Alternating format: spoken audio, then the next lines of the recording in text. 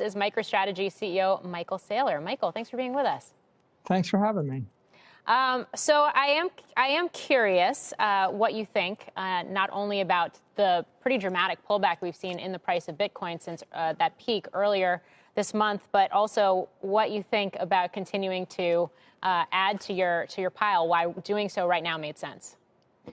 Well, you know, it's not volatile to an investor with a 1 to 4 year time frame because it's boringly spectacular for the past decade. It's up 200% or more, pretty much on average every year for 10 years running.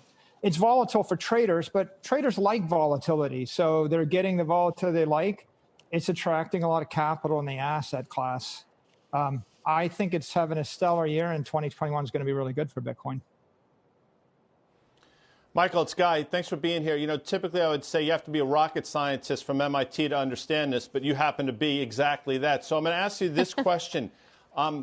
You're basically, first of all, I admire your temerity. I admire your passion about this. I truly do. And obviously it's reflected in your stock price. But how do the employees of the company feel about this? Because this is a huge bet in a lot of ways on the future of your company. Well, you know, when Google and Facebook and Amazon and Apple came out and they launched their digital networks, and when the internet came along and it was a new digital network for information, people weren't quite sure if they should embrace them. But I think 30 years later, companies that know how to use the internet and know how to work with Apple and Google and Facebook and social networks are the leading edge companies, and they're winning. Our employees are pretty delighted that we're pioneers in commercializing and integrating with this digital monetary network, because this is going to be the future. And so I'm not going to ask you to play, you know, stock market as we typically do, but what's the best case scenario for the price of Bitcoin? Like, what are you looking for? What are you planning? Because I would imagine at some point this has to come up on the earnings call, which I believe is within a week or so from now. Well, look, I mean, Bitcoin's a digital monetary network, and the asset itself is the technically superior asset.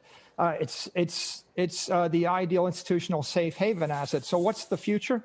The future is to flip gold. It's going to replace gold, and then after it replaces gold, it's going to become the monetary index that replaces stock indexes like the S&P 500, the Dow, the bond indexes, and the like. Because people that want to store their money, they want a safe haven store of value over the next 10 to 30 years, are going to be attracted to a digital asset that has no inflation in it.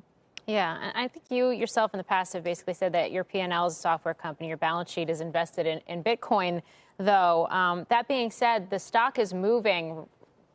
Whichever way Bitcoin goes on a daily basis, the stock is moving right along with it. It's almost become a stock market proxy for crypto. How do you feel about that?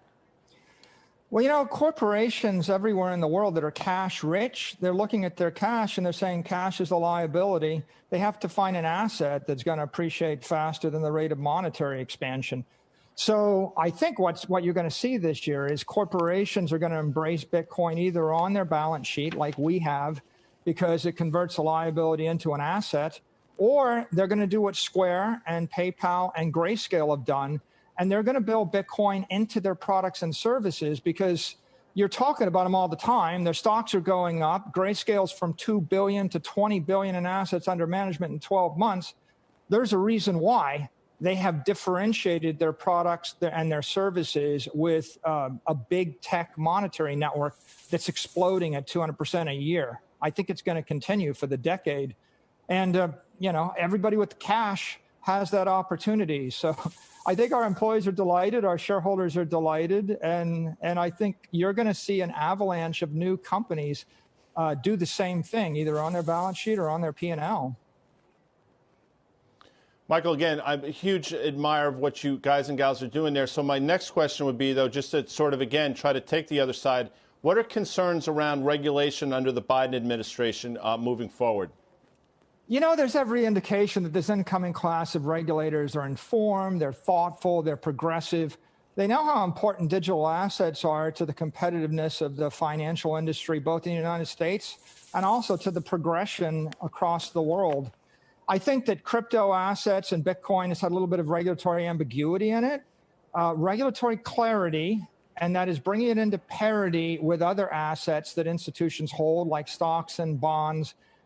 That parity and clarity is going to be a great thing. It's going to cause an avalanche of money to flow from institutions and corporations into Bitcoin. And so they're welcoming it, and I welcome it. I think it's going to be a good thing for the industry. Yeah, and just along those lines, Michael, I realized you made headlines not that long ago for having an exchange on Twitter with Elon Musk around the topic of Bitcoin. And I also realized that you're probably not going to comment on what those conversations offline have looked like if they've actually taken place. But you are now planning on a conference, Bitcoin for Corporations. What has the response from other companies been? What are you expecting in terms of this conference? We're going to have thousands of executives, officers, and directors and advisors of corporations coming together in the first week of February. They all want to figure out how to plug Bitcoin into their balance sheet or their P&L.